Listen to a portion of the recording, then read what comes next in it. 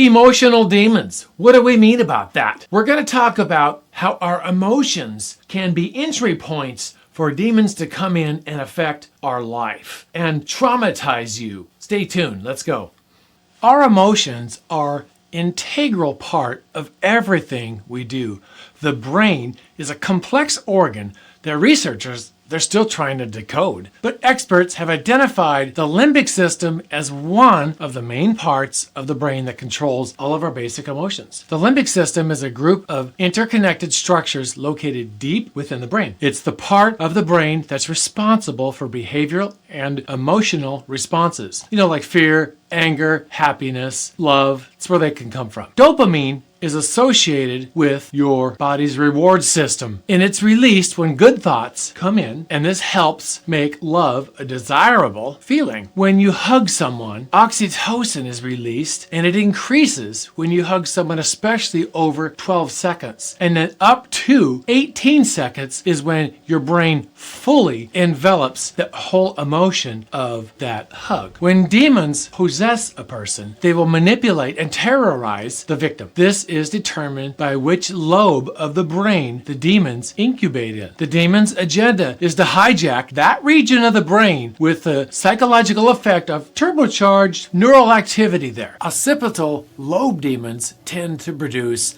manic hallucinations, while temporal lobe demons tend to use the victim as a pulpit to scream blasphemies, and so forth, and for other regions of the brain. While the frontal lobe seems to be very important, it is an area where demons can hide from in a sense, because that is the part when you are fully awake, and the demons, they hide in a subconscious part of our brain, and the frontal lobes is when you're fully conscious. Eve was thoroughly deceived in her sin. But Adam knew better, and he ate to defy God in his sin. Adam treacherously rebelled. He purposely broke God's command. He disobeyed. Hosea 6:7 reads this: "But they, like men, have transgressed the covenant. They dealt treacherously against me." At that time, the devil played with Eve's and Adam's emotions. When Eve was deceived, she was presented like this is a good thing. So she thought. Okay, so she had some happy thoughts coming to her at the time of the deception, but it was deception nonetheless. She didn't properly divide what was true and what was false. After Eve sinned, the devil had a right to attack Adam. Eve just sinned, so that gave the devil entry point into humans. And now Adam, the devil came in from the weaker vessel through Adam. He came up another way. So he worked on Adam until Adam's emotions defied God. And then Adam sinned, thus creating the sin nature of all mankind and having demons attack people in their emotions. Plus, having demons assigned to you and your family for specific tasks and assignments in your life. In your life that you could be weak in for all time in eternity. Depression suggests this is a mental attack. It can be as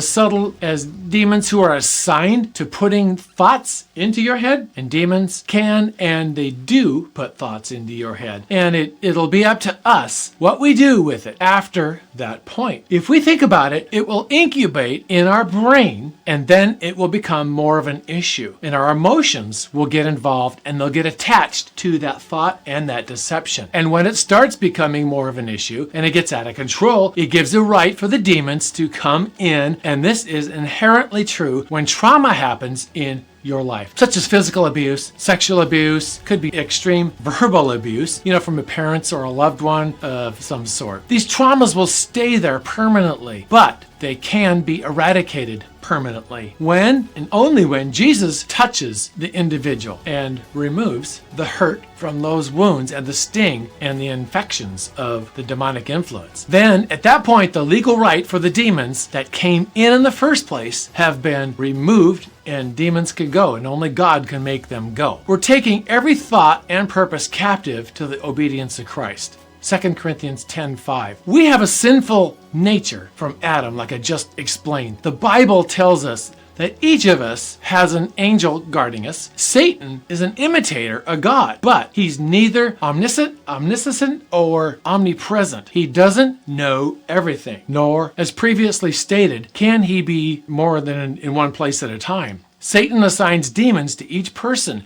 Their sole job is to follow you around and prevent you from reaching your full potential in Christ. These lower level demons or imps don't have much power other than injecting thoughts into you to try to get you to veer off your path, thus giving them entrance and more power. I give you 2 examples, and these are just 2 examples. There's many, many more, okay, on how demons can come in. One for men and one for women. And like I said, there's many more, but these are just 2 that I just picked off. And they're obvious examples that I'm going to give you. And I'm not going to say anyone is worse than the other, because you know what? The truth is sin. And when we depart from the true Lord God and Father, it's sin. And in our emotions, this is where demons' playground is. Number 1, men can invite demons in by porn and even looking at it. And this all plays into your emotions. If emotional satisfaction isn't being fulfilled in a man, he's going to drift off and try to get that need met elsewhere. Matthew 5:28 reads this, "But I say to you that everyone who looks at a woman with lustful intent has already committed adultery in his heart." Now, I didn't say that any of this was easy, okay? Following Christ is a narrow and it's a crooked path, and few are going to find it. So number 2, women are more emotional creatures and they're more social people. So they have girlfriends and they're going to talk. Well, they can invite them in by gossiping and talking negative to others and talking ill about people behind their backs, or incubating negative thoughts about people. And it can be contributed, to gossip. Paul wrote to the Romans who did not know God's way and he explained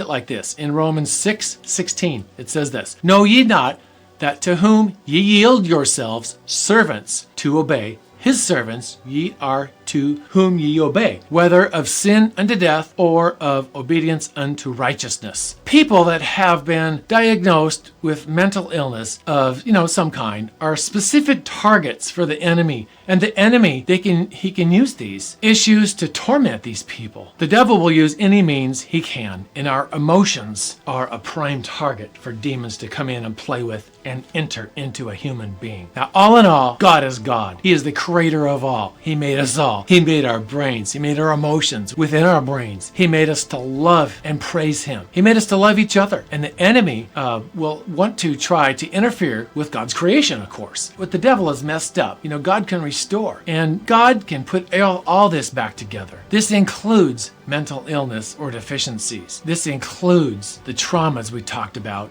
in our emotion part of our brains, the sexual violations, the incidences that happened to you that were just traumatic, PTSD, the list goes on and on. Demons that can attach themselves to all that. I can help you with these issues and resolve them. God is God, and he has the formula to do it. Let me know if you'd like to have a session with me, okay? God bless you.